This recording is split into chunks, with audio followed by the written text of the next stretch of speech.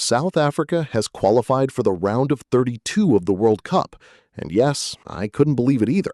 But this marked a monumental moment in South African football history, as it was the first time the team had ever qualified for the World Cup knockout stages.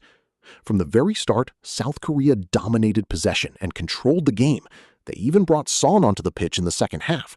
However, South Africa turned the match into a defensive masterclass, thwarting attacks, closing down spaces, and waiting for the perfect moment. Hugo Broos's team executed this strategy to perfection, and it was precisely this approach that led to history being made in the 63rd minute. Shapang Wami threaded a precise pass through the South Korean defense to Thapelo Maseko, a player who arguably shouldn't even have been at the World Cup, having suffered a severe injury just a year prior. Maseko made a run, latched onto the ball, and scored. The entire stadium erupted in celebration. South Africa was now leading South Korea 1-0, and all that remained was to protect that lead. South Korea threw everything they had at it, dominating possession, controlling the ball, and launching wave after wave of attacks, but the South African defense stood firm.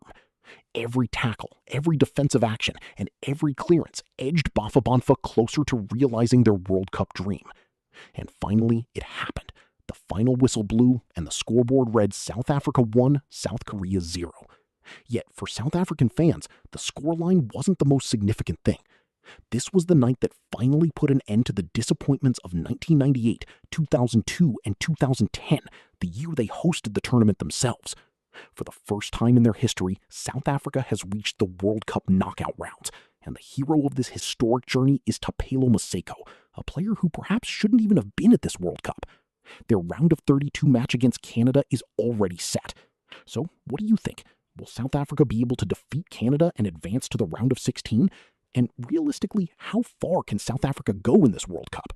Do let me know in the comments, and subscribe me for more World Cup reviews and stories.